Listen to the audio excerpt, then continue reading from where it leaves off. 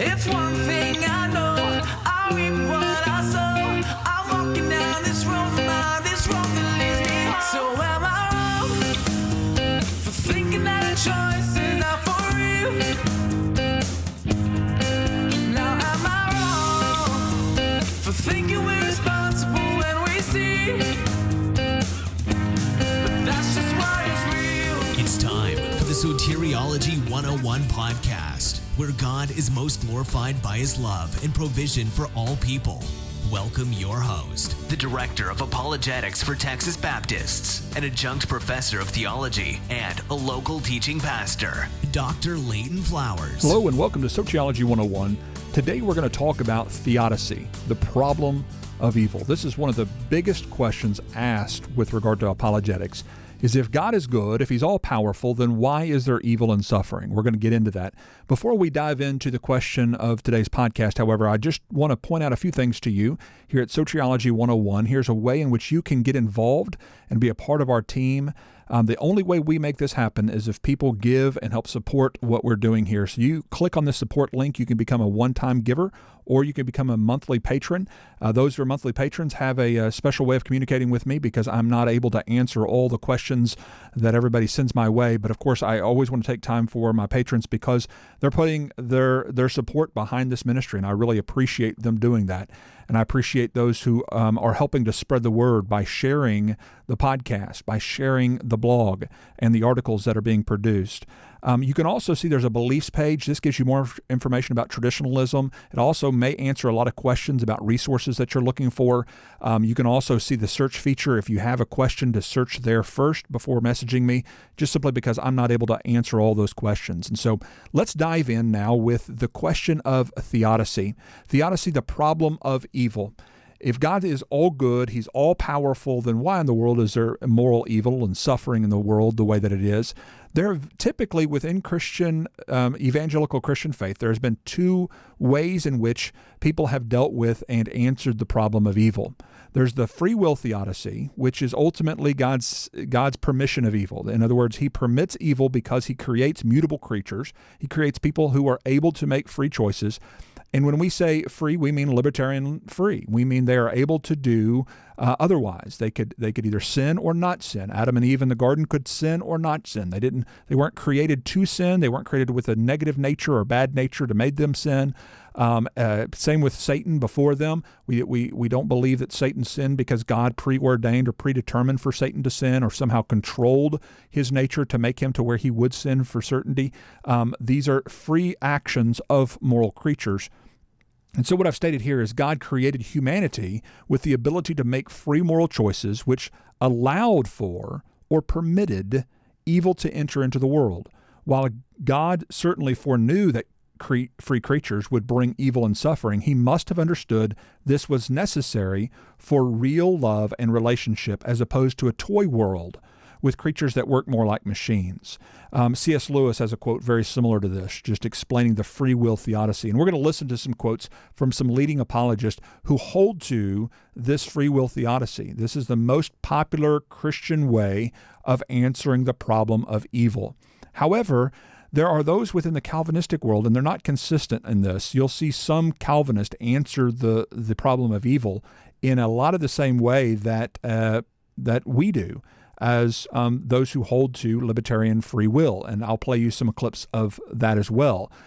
Because Calvinists aren't always real consistent on this point, or there's different heights of Calvinism in the way they explain this, this can sometimes get a little bit confusing because some Calvinists borrow, or you could even say steal, from the vernacular and the vocabulary of the free will theists by using the word like permit or to allow. But we know from John Calvin that he saw this as a vain refuge, as something that's childish, as something that's been invented to try to protect God. Let me read that for you directly. John Calvin says, "How foolish and frail is the support of divine justice afforded by the suggestion that evils come to be not by his will, but by his permission.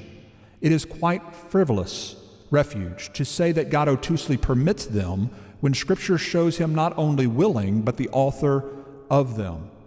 There are dozens of other texts like this one from John Calvin in his book on predestination, which clearly indicate that Calvin believed in what is called a sovereign decree. And what this is it's a form of theology and of a question of theodicy, of answering the question of why does evil exist? Why is there evil and suffering in this world? The answer is, well, because God determined it to be this way. God predetermined all moral evil for the demonstration of his justice and his power. He demonstrates his mercy through his elect, and he demonstrates his power through the reprobate. And so everything that happens is according to God's blueprint, preset, unchangeable decree and design, so as to demonstrate, as to show off his power and his glory and his grace and all his attributes. In other words, everything's happening and rolling out exactly the way God has predetermined in order to demonstrate and to manifest every aspect of who he is to all people. It's a demonstration of his glory to all people. And so all things that come to pass, including moral evil, come to pass as in accordance with God's sovereign and unchangeable decree. As I wrote here, all things, including moral evil, come to pass by the sovereign and unchangeable decree of God, by which he determined with himself whatever he wished to happen with regard to everyone. God's foreordination is the reason all things come to pass, including all evil thoughts, actions, and deeds. Now, some people have accused me of misrepresenting Calvinists in this regard and trying to say that all Calvinists fall under this concept of sovereign decree and determinism, that all Calvinists really don't believe that God predetermines the thoughts and moral thoughts and deeds of creatures in this meticulously deterministic way. And so I want you to hear and see for yourself that I'm not trying to misrepresent anybody. I'm quoting directly from leading Calvinistic sources, including Calvin himself. And so it could be that you, calling yourself a Calvinist, haven't really understood what Calvin himself taught and or what leading Calvinists have actually taught. And I understand why, because they're not all monolithic. Calvinists do have different ways in which they approach these questions. And like I said, they sometimes have the same words, same vocabulary, but a different dictionary. They use the words like permit on occasion, but they don't really mean permit in the same way that we do. Let me demonstrate what I'm talking about. This is a quote from the Desiring God website with John Piper. He says this, it's Mark Talbert, and John Piper's the editor. It says, nothing that exists, let me put this on, nothing that exists or occurs falls outside God's ordaining will. Nothing, including no evil persons or things or event or deed. God's foreordination is the ultimate reason why everything comes about, including the existence of all evil persons and things and the occurrence of any evil act or events. And so it is not inappropriate to take God to be the creator, sender, the permitter, and sometimes even the instigator of evil. Nothing, no evil thing or person or event or deed falls outside God's ordaining will. Nothing arises, exists, or endures independently of God's will. So when even the worst of evils befalls us, they do not ultimately come from anywhere other than God's hand. And it goes on to say this, God brings about all things in accordance with his will. In other words, it isn't that God manages to turn the evil aspects of our world to good for those who love him. It is rather that he himself brings about these evil aspects for his glory and his people's good. This includes, as incredible and unacceptable as it may currently seem, God's having even brought about the Nazis' brutality at Buchenwald and Auschwitz, as well as the terrible killings of Dennis Rader and even the sexual abuse of a young child. And again, there's the link that you can see for yourself and the quotation for that if you'd like to see more on that. Now, in opposition to what we see from the Calvinist sovereign decree as ultimately their theodicy, that all things come to pass according to God's sovereign decree. In other words, God predetermines moral evil. That's why moral evil exists. And he does this as a demonstration of his might, his power, and all the other attributes that he wants to show off to humanity. Whereas the free will theodicy is very different than that. It uses the words like permit, which obviously Calvin doesn't have room for in his theology because he's a very consistent Calvinist. And even John Piper and Mark Talbert and Justin Peters there as the editors very clearly says it's not that God merely turns or redeems evil, but he actually brings these evil things, even things like child rape and the horrible events at Auschwitz and all those horrible, most heinous evil things, he brought them about for his own glory and the demonstration of his glory and his power. Those are the two different theodicies in question. And you've got to decide for yourself, where do you land? Because this ultimately comes down to the basis of where you stand in the Christian realm as far as how you defend one of the biggest questions with regard to our belief system about who God is and his character. And for me, I would much rather appeal to the mystery with regard to man's capriciousness than to the character of God. When it comes to defending the character of God, I think we must be united as Christians and stand that God is a good God, that there's one thing we can assume about any text when we approach it, is that God's good, he's just, he's right, and that his character is good and just and right, and that there's a demonstrably understandable way in which we can measure something that's truly fair and just and right. God bringing about or planning the rape of children and the Holocaust and all of these horrible things to demonstrate his power, that in itself is demonstrably evil and wrong. And it cannot be our theodicy as Christians, in my estimation. It's something that we need to call Calvinists out on, who are going that far as to not use the words like permission, because when you use the words like permission, and Calvin recognized this, is why he didn't use the word permission. If you use the word permission, what are you saying? What are you permitting? If you're permitting something or restraining something, there has to be something outside of you to permit and or restrain. Otherwise, you're permitting and restraining yourself. Well, if God is permitting something, then he's allowing for something outside of himself. He's allowing for what? The free moral choices of man. That's what permission entails.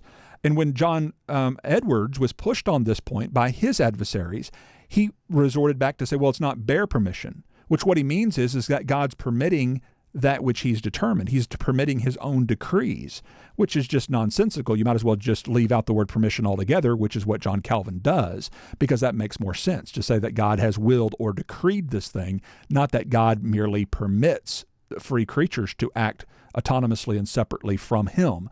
And so that's the two different ways of approaching this. Now, with that said, I want you to hear some of the leading apologists who give answers both from the free will theodicy and from more the sovereign decree aspect of theology. And you kind of compare and contrast. It'll also be interesting that one notable Calvinist sounds a lot like a free will advocate in his answer. And let's just see if he's being consistent with the claims of his systematic. Let's look at it. A very difficult question to answer, not just the fact of evil, but the size of it, the volume of it, and people actually think that we don't think of these things as Christian apologists. The first thing I would say is to remember what I said earlier, that the question does not actually dislodge God. If anything, it should prove that God actually exists. Otherwise, value and the question disintegrates. You don't ask the question unless you believe in an absolute moral law. And you don't believe in an absolute moral law unless there's an absolute moral lawgiver. So the question is with God in the paradigm, not outside the paradigm. So we take that. The second thing I would say is the ultimate ethic in life is love. That is the supreme ethic. There is no ethic more supreme than love. But necessary to love is the component of the will. You cannot have love without the freedom to not love. Otherwise you have conformity, compliance. You really don't have love. So if love is a supreme ethic and the freedom of will is indispensable to love, and the question must keep God in the paradigm, then what I would say is the greatest gift of God is the gift of the freedom of our will in order that we can love. But with the greatest gift comes the greatest possible calamity. When you violate that love, the entailments actually follow. And so both good is real and evil is real. And the human heart must be able to recognize this and choose that which is good. Otherwise, you live in a world of non-concrete expressions where you can choose bad with no consequences. Nobody would believe bad is bad if there were no consequences to it. So in this supreme effort of God to bring you and me to himself, he gives us the example of love. He has made us for himself, and our hearts are restless until they find their rest in him. One other footnote. That raises problems. Is this state of affairs in accordance with God's will or not? If it is, he is a strange God, you will say, and if it is not, how can anything happen contrary to the will of a being with absolute power? But anyone who has been in authority knows how a thing can be in accordance with your will in one way and not in another. It may be quite sensible for a mother to say to the children, "I'm not going to go and make you tidy the schoolroom every night. You've got to learn to keep it tidy on your own." Then she goes up one night and finds the teddy bear and the ink and the French grammar all lying in the grate. That is against her will. She would prefer the children to be tidy. But on the other hand, it is her will which has left the children free to be untidy. The same thing arises in any regiment or trade union or school. You make a thing voluntary, and then half the people do not do it. That is not what you willed, but your will has made it possible. It is probably the same in the universe. God created things which had free will. That means creatures which can go either wrong or right. Some people think they can imagine a creature which was free but had no possibility of going wrong. I cannot. If a thing is free to be good, it is also free to be bad. And free will is what has made evil possible. Why then did God give them free will?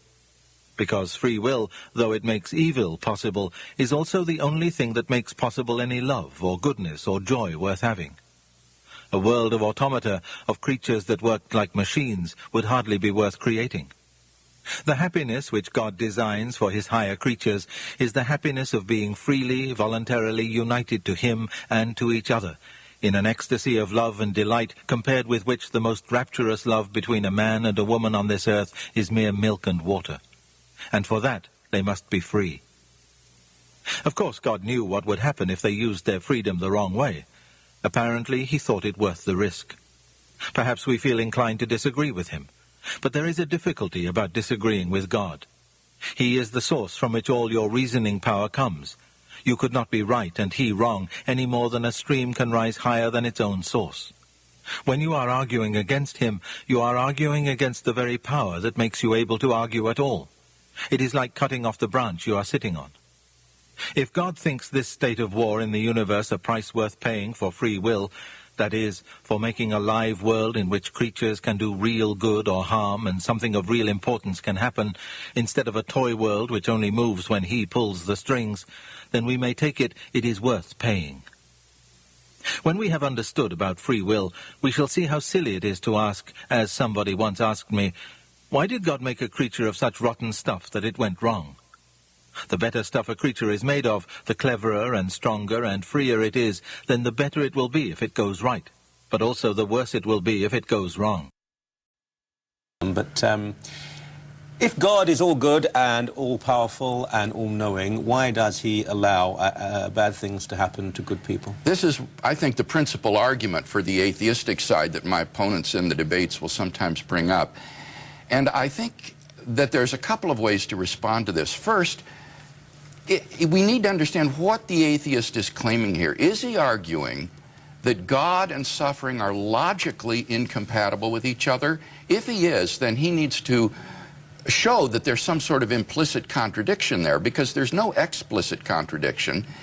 And I would say that no atheist has ever been able to sustain that burden of proof, to show that there are necessarily true assumptions that would reveal some kind of a contradiction between God and the suffering and evil in the world. In fact, I think we can prove that they are compatible by just adding a third proposition, and that would be that God has morally sufficient reasons for permitting the evil and suffering in the world. As long as that's even possible, it shows that God and evil are logically compatible. So that logical version of the argument doesn't work. Now, very quickly, there's a probabilistic version of the argument which says, all right, God and evil are logically compatible, but nevertheless, it's highly improbable that God exists, given the evil and suffering in the world.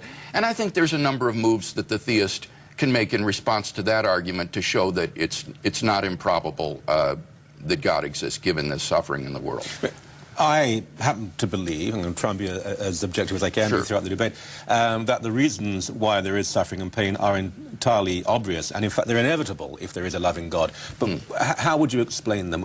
Why then does God have to allow discomfort, suffering, pain, terrible pain sometimes to exist? Well, I would say, Michael, that there isn't any single reason. Rather, there's a multitude of reasons that would be in play here. One would be that God wants to create a world of free creatures who can become responsible moral agents and mature persons. And that will require a world that operates according to certain natural laws, where the fire that warms you can also burn you, the water that sustains you can drown you. And it would require the ability of these creatures to do morally evil acts. And so creating that sort of an arena, I think, is going to allow the possibility of natural suffering and moral evil to occur. But that God permits these with the overall goal in mind of bringing people freely into a knowledge of himself and to eternal salvation. And the goal of human life is not happiness in this life. We are not God's pets. His goal is not to create a nice terrarium here for his human pets. Rather, it is to bring persons into communion with himself forever, freely. And in order to do that, it's not at all implausible that a world suffused with natural and moral evil would be the correlative of that. Around for trying to persuade people of the sovereignty of God. And all his convictions in that vein, he poured into me all my life. Now, I like to explain it like this, that anything that happens in this world, God knows. And he knows before it happens. And he has the power to stop it. And insofar he's made that decision to let it happen, he has ordained that it be so. You say, okay, evil's an illusion. See, there's only 4 or 5 alternatives to this idea, and that is, God gave us free will. He made us good. He did not make us good and bad, and he did not make us sort of neutral. He made us good and gave us free will, and we sinned. Now, how could that happen? That's where the mystery comes in. The alternatives are, evil is an illusion. It's not real. Well, that means that you can't take injustice seriously. Evil is unconquerable. Or it's also, here's the third, and that is, God likes evil. God says, I made evil. It's a good idea. So you see, as bad as that is to say, well, I don't know why, the alternatives, so that's why the alternatives are worse, and that really is the Christian answer. And I tell Now, as you can hear, there are several different answers from leading apologists with regard to the problem of evil, all of them appealing to the free will theodicy. Including 2 of them who are known to be Calvinistic. Both R.C. Sproul, Sr., and Tim Keller are both known to be Calvinistic preachers and well respected among Calvinists. And yet they give a free will theodicy or an explanation. R.C. Sproul Sr. says, well, God knows before, and he lets it happen, and that is equal to ordaining it. Tim Keller says it's, those who try to go too far as to answer the origin of evil question by saying things like that God predetermines it or brings it to pass that have gone too far. And he thinks that the Christian answer is not to go that far, but to appeal to the silence of Scripture with regard to those issues. And again, as I just said earlier, to appeal to the mystery with regard to man's capriciousness or creature's capriciousness versus appealing to mystery with regard to the character and the goodness and the holiness of our God, which obviously I think those who press things too far by going on to say, as Calvin does, as quoted from Mark Talbert's book on Desiring God website with John Piper goes on to say, I think you see where things go too far. And I want you to see some of these quotes from Calvinists, leading Calvinists, who are going too far. Let's start with a quote from John Piper.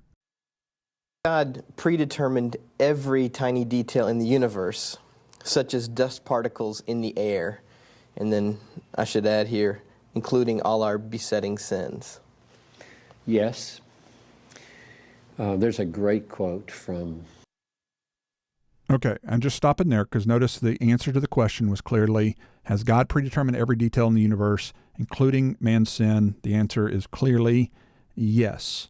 That is, from what we were looking at earlier, that is, he's taking the sovereign decree aspect, that God predetermines evil. That's the origin of evil, is that God has predetermined it. Not that God has permitted evil, not that God has allowed for human freedom, in that sense of the word, but instead that God predetermines all evil things. Why would he choose the die or the lot is cast in the lap in every decision? Because he's trying to think of the most random thing he could think of. And he says that. So randomness is not random to God. God is not the least taxed by keeping every sub-nuclear particle in its place. I used to say electrons, but now there's something smaller than electrons. Everything in the middle of the molecule moving, and the electrons, he's got them all in orbit, just like he has the planets in orbit. So the macro world and the micro world are all managed by God, which means, yes, every horrible thing and every sinful thing is ultimately governed by God. And that's a problem, but the center of the solution to the problem is a choice you have to make about the cross. This is what has centered me anyway. When you go to Acts chapter 4, verses 27 and 28, and you read that Herod and Pontius Pilate and the Gentiles and the Jews were all gathered together to do what your hand and your plan had predestined to take place in the killing of Jesus, you have God's plan and hand predestining the most horrible sins ever committed. Okay. That's where we're going to pick up with some other quotes from some other apologists as well, because what Piper is arguing here is ultimately he's defending the sovereign decree defense of the problem of evil by saying, look at what God did to predetermine Calvary and the crucifixion of his son. So that's proof that God does predetermine evil things, and yet those evil people are still completely culpable for what they did. And so we can maintain that God is sovereignly in control. He's the one who predetermines evil in a meticulously deterministic way that Piper describes it. But yet still, mankind is individually culpable for those things. He appeals to mystery as how that works, just as John Calvin does. In fact, let me pull that quote up. John Calvin wrote this: how it was ordained by the foreknowledge and decree of God what man's future was, without God being implicated as associate in the fault, as the author or approver of transgression, is clearly a secret so much excelling the insight of the human mind that I'm not ashamed to confess ignorance. I daily so meditate on these mysteries of his judgment that curiosity to know anything more does not attract me. This is the kind of thing that you'll see from Calvinists quite often, where they'll appeal to mystery with regard to how God's character is maintained, even though he's ordaining and bringing to pass horribly evil things. I would much rather appeal to the mystery of humanity's capriciousness than to the character of God. And we do that by appealing to libertarian free will. We use the free will theodicy versus the other theodicy, the sovereign decree theodicy, which ultimately is saying that God is demonstrating his power and his wrath through display of how he ultimately determines the actions of all humanity from the time they're born to the time they die.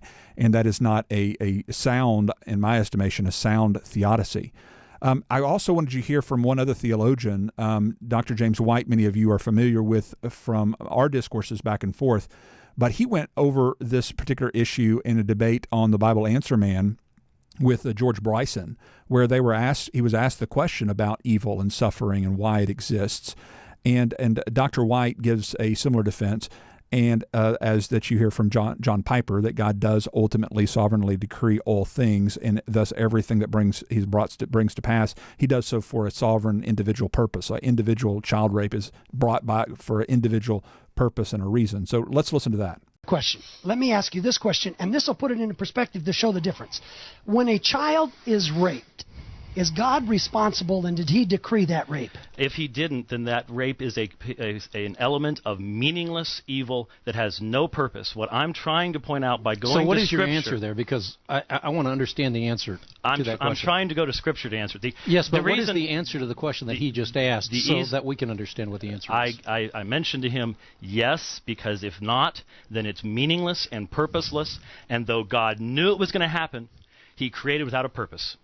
That means God brought the evil into existence. No, it was going to exist, but for no purpose, no redemption, nothing positive, nothing good. So he did decree it, and if he decreed it, then there's meaning to it. It has meaning, it has purpose. Got it. Suffering, all suffering has purpose. Everything in this world has purpose. There is no basis for despair. But if we believe that God created knowing all this was going to happen, but with no decree, he just created, and all this evil's out there and there's no purpose, then every rape, every situation like that is nothing but purposeless evil, and God is responsible for the creation of despair. And that is not what I believe. For years I've been trying to figure out why it is that in order for rape to exist, or unless God caused it to happen, there can't be any purpose in it. God can use evil, and he does. But to blame God, which is what a decree does, to blame God for the rape of a child is a horrible attack on the very character and love of God. How about to blame God for the destruction of the heart of a father, thinking that his son has been killed for many years, the weeping that he underwent? Genesis 50:20 has not been answered yet. And Acts chapter 4 tells us that the early church believed that Pontius Pilate and Herod and the Romans and the Jews, in the crucifixion of the sinless Son of God, which I believe we would all agree is the greatest evil that man has ever committed, that took place on the basis of the sovereign decree of God, Acts chapter 4, verses 27 to 28. If you could tell me both what you believe, Acts 4, 27 to 28. Right. So, when God created, did he know it was going to happen? And if he did know it was going to happen infallibly as the result of his creation, then why did he create? I've actually had some people say, well, so that men could have free will. Oh. Okay, so that's your ultimate ordering priority, is man's free will, the autonomous will of the creature, despite all the Bible says about man's slavery to sin and not being able to do good and all that rest of that stuff. We just forget about all that. And man's free will, our great idol, we throw it out there. And hopefully now you can see some of the confusion and why there is confusion. Because you've got two Calvinists, Piper and White, who are both ultimately defending God's sovereign decree and the concepts of understanding that all things come to pass according to God's sovereign decree. You've got other Calvinists like Sproul and Keller, who are using vocabulary that's much like our vocabulary with the defense of free will. You got White mocking people who appeal to free will as their theodicy. And you can see that there's, obviously issues here among Christendom. It seems to me Keller would take issue with White and his answer of theodicy. It seems like R.C. Sproul might even as well, because he seems to say he knows it before. He does not, thwart it, or he permits it to continue, and therefore that's an ordaining will. Now, that's the question I want to bring. 2 points I want to hit on, because both of these are ones that White and Piper appeal to. One is predetermining, foreordaining, for decreeing, whatever verb you want to use there. There's a lot of vernacular that Calvinists use, bringing it to pass, ordaining it, creating it, whatever, causing it, whatever word you want to use there. I'm going to use the word predetermination just because predestination or predetermining is the most concise and easy way to understand it. Is predetermining the same as foreknowing something and permitting it? Because it seems to me the Calvinist thinks that it is whenever you're talking to him about certain things. Because it almost is as if when you push Calvinists, they say, well, the only reason God foreknows it is because he's predetermined it. And I've played another broadcast with John Piper saying that God knows the future. He knows all future things because he performs it. He does it. He's planned it all. Literally saying just that. And he doesn't mince words there. But the question ultimately is, and what you heard White pushing back there is, well, obviously if God foreknows it, and he allows it to happen, he permits it to happen, that's the same thing as preordination, it's the same thing as predetermining. So you guys who aren't open theists, who affirm the omniscience of God, you have the same exact problem that we have. You have the exact same issue that we have, where it's all the same. Listen, there is a distinction, a sharp distinction between hiring a bully to go bully your kid so as to make him stronger, versus permitting a bully by not going beating up the bully yourself, by permitting a bully to bully your child so that he will continue to get stronger. There's a huge difference between someone instigating the bullying versus someone permitting it by allowing them to go to school, allowing them to go through the struggle, allowing them to go through the pain of it, as some might do in a bullying situation. There's a huge difference between those two. And here's one answer, and I've got it up on the screen here. Every day you don't actively work to stop children from starving in Africa, there's hundreds every week that are starving in Africa. Every day that you don't work in some way to stop a child from starving, because you have the ability to stop at least one child from starving. I think with the resources that everyone is listening to this broadcast on right now, you could sell the computer you're watching this on, and you could probably prevent at least one child from starving in Africa. If you don't do that actively, are you approving and or affirming child starvation? You're permitting it. You know you could stop at least one child from starving, and you're not actively involved. Is that approving of? Is that affirming child starvation? What about child abductions? Have you worked to help prevent even one? Even if you have, wouldn't you admit that we all could do more on that front? Of course we could. We could all do more to help stop child abductions and to help stop child starvation. Now, hear this. Is your inactivity, for whatever reason your inactivity might be, is that equal to a man who actively starves a child who he abducted and locked into his house to make himself feel more powerful? Of course not. If you can't see the distinction between those two, someone who does not actively stop child abduction, does not actively stop starvation, does not actively do something more than what he's already doing, if you can't separate that from someone who is actively kidnapping a child and starving them for his own self-exaltation in some way, if you can't distinguish those two, then we can't have a rational discussion. I'm sorry, we just can't. But this U2 fallacy that the Calvinists are oftentimes, higher Calvinists like White are oftentimes appealing to, well, you have the same problem, you have the same problem. You're not having a rational discussion with us if you think those two are the same problem, because they're simply not. Listen, choosing not to intervene to prevent evil for whatever reason you might have for not intervening, that is not equal to planning evil and bringing it to pass for your own self-exaltation. They are not the same. You must recognize that to be able to have a rational discussion with us Calvinists, higher Calvinists that are taking on that form of argumentation, of sovereign decree of all things evil. You've got to be able to understand the distinction between hiring the bully and helping your child work through by sending him on to school, even though you could keep him home to prevent the child bullying, but sending him on to school and helping him redeem that situation. There's a difference between those two things, distinct difference between those two things. And one of them impugns the character of God and one does not, in my estimation, and Tim Keller's estimation for that matter. And so you've got to keep those things in mind. Now, the other thing that Calvinists will appeal to that we've talked about before in another broadcast, well, Calvary, that's the worst sin of all time. You heard White appeal to it there in his discourse on the Bible Answer Man program. That, well, obviously that's the worst sin of all time. And if that's the worst sin of all time and God decreed it, God determined it, God brought it to pass, then that must prove that God brings to pass all evil events in the same way that he brought about Calvary.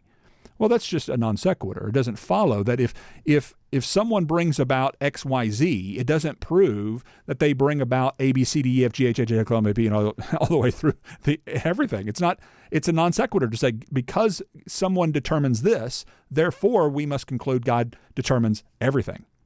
Because God determined and brought to pass, he worked actively to determine,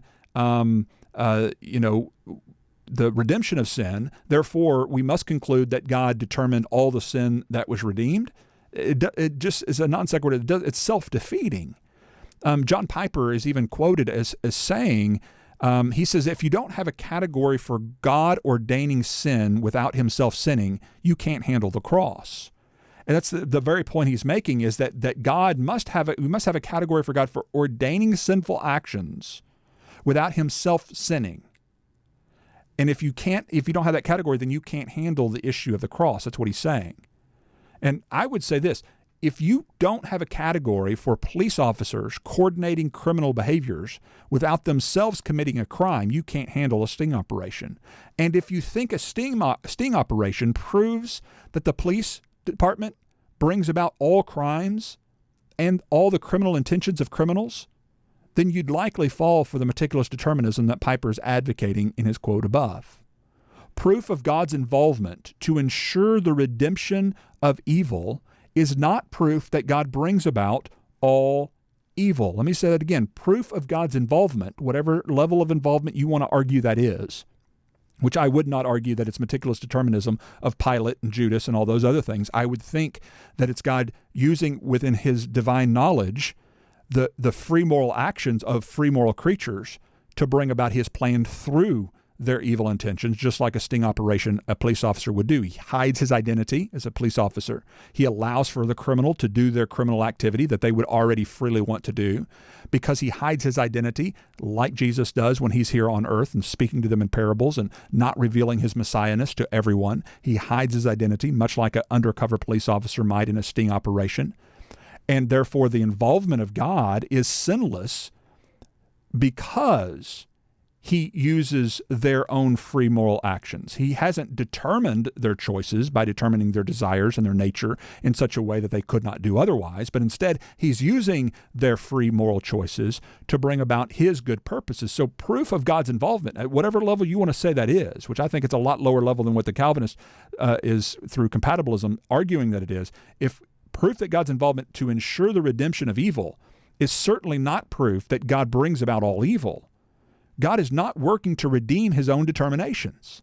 He is intervening to redeem our free and sinful determinations.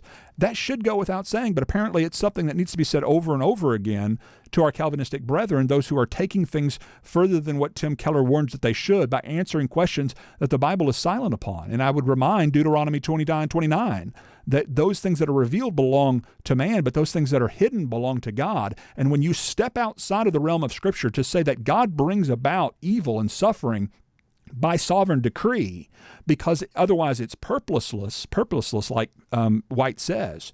Well, okay, what separates that which is of God and that which is not of God? It's purpose, right? If it's a godly purpose, then it's from God. It's something he brought to pass. If it's not godly purpose, then it's an evil purpose. And that has an evil purpose. So yeah, it's not purposeless evil. The evil is its purpose. A person rapes a child to gratify his sinful lust. He steals something from somebody, murders somebody in order to gratify his sinful lust because he's free to act freely in this world. And God is able to work that out and redeem that for good, which is what even some lower, moderate kind of Calvinists like John MacArthur have said.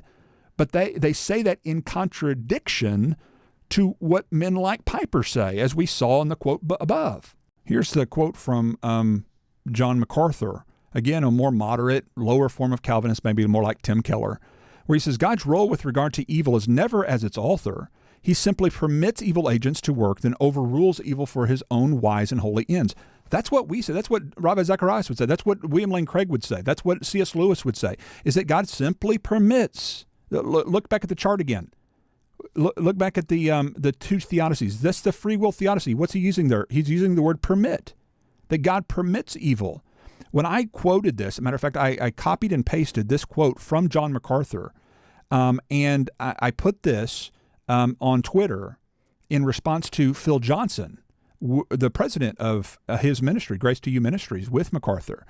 And I put this as a quote, and I didn't cite him as the one who said it. It didn't have enough places on Twitter, and I was going to the next one, but he responds to it, kind of mocking the quote of God not permitting things, but he links me to the monergism.com site of compatibilism, and says, I assure you, after I did show him this was from MacArthur, he said, I assure you, MacArthur does not mean merely permitting when he says permit. And maybe he's like Jonathan Edwards, where he says, well, that's bare permission.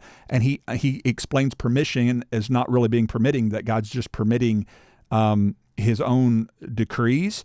He's permitting what he's decreed for them to do, or he's determined for them to do. He didn't say that here. I'm taking him at his face value, that when he says he simply permits evil agents to work, it doesn't say he permits his own decree. He permits his own sovereign will. It says he permits them to work. That implies libertarian freedom. Then he overrules evil for his own wise and holy ends. Amen. I agree with MacArthur here.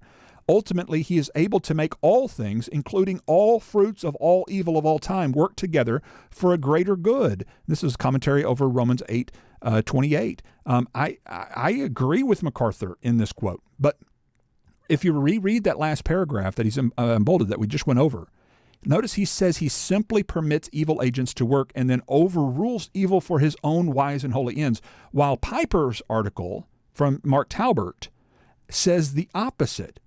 His says God isn't just managing to turn evil aspects of our world to good. It is rather that he himself brings about these evil aspects for his glory, end quote. So which is it, Calvinists? Should we listen to Tim Keller as the proponent of what Calvinistic Christians are saying with regard to the Theodicy issue, or should we listen to John Piper and James White in this regard? Because clearly you are giving us two different answers to the number one biggest question that most atheists asks with regard to apologetics and the nature of God and the character of God and how this all plays itself out. Do we appeal to mystery with regard to God's character, or should we maybe appeal to mystery when it comes to the capriciousness of man and not understanding exactly how the functioning of the free will works in such a way as to be able to say, well, we know how a free agent comes about his free decisions, instead of just saying he does. The cause of a choice is the chooser. The cause of a determination is the determiner, and stop there. Appeal to mystery as to how a free moral agent comes to his free moral decisions, just like we would say with God's free moral decisions. His choice to create. He didn't have to choose to create, but clearly he did. Could he have done otherwise? Well, unless you believe that God's determined by something or not free to live without us, that you are necessary, that God had to create you, is that where you say, or do you really believe God is able to live without you? Because if he is able to live without you, then you're affirming the libertarian freedom of God at least. Could not we appeal to the same mystery that we appeal to with regard to God's libertarian freedom? Or at least the libertarian freedom of Adam and Eve and Satan in his first fall? Most Calvinists appeal to mystery with regard to why they fell. Couldn't we not have the same exact mystery as to why someone chooses to accept the gospel and somebody chooses to reject the gospel, versus saying that God rejected them before the foundation of the world as the reason for someone rejecting the gospel? Could we not, instead of blaming God for all of man's hatred and his eternal decree, saying everyone is born a hater of God because God has decreed them to be born haters of God, and they will suffer for eternity for something they had absolutely no control of? Could we go beyond the simplicity of saying that all mankind are born unable to want God unless God makes us want him, and then he tortures, or at least he sends us to a place of torture for all of eternity if we don't want him? That to me, by all demonstrably rational discussions, it cannot be considered good or right or just. For us to have a sound theodicy and a sound, robust apologetic, we must adopt and understand consistently as Christians the free will theodicy, that mankind has libertarian freedom, the ability to accept and or to reject, the ability to refrain or not refrain from given moral actions, and that in doing so, God chooses of his graciousness to provide atonement for those who freely, of their own volition and of their own free will, to decide to accept the offer of redemption through Calvary. Why is that heretical in the mind of so many from the Calvinistic worldview, when it's been the theodicy of the apologetic underpinning of Christianity for most of our knowledge and understanding, even from some Calvinists who have held to this view? And so, again, I hope I've been fair in my representation to be able to show you there are some Calvinists who would take issue with guys like James White and John Piper with regard to how they defend this concept of the sovereign decree as the reason for and the cause of evil and suffering, or as Calvin himself seems to be more consistent.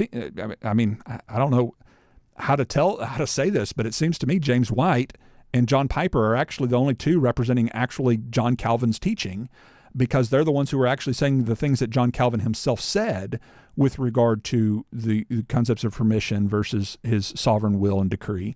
But I'd much rather have an inconsistent Calvinist like Tim Keller. I mean, I can deal with that. I probably wouldn't have even started my podcast confronting some of the issues of Calvinism had it not been for higher Calvinists like James White and others becoming more and more popular within the convention, and Calvinists starting to trend more and more consistently within their systematic versus consistency with the Scriptures, away from the kind of Calvinist that we saw in Spurgeon to more of a kind of Calvinist we see from Calvin himself and from higher, more extreme versions of Calvinism. And that's problematic, as I think you can see why. And so help me to spread the word and to get this message out and to fight against those who are saying blatantly that God brings about child rape and holocausts for his own glorification and his exaltation. That's absolutely flying in the face of what we believe about the character and the nature of God. And we've got to stand against that, and we've got to promote a doctrine and a theology and a theodicy that stands against that kind of false teaching. Help us to do that by spreading the word. Help us to do that by sharing this with your friends. Share this on your Facebook pages, on your Twitter pages, on Instagram and other places, and help make the knowledge of God's love and provision for all people known. Thank you for tuning in. Bye-bye.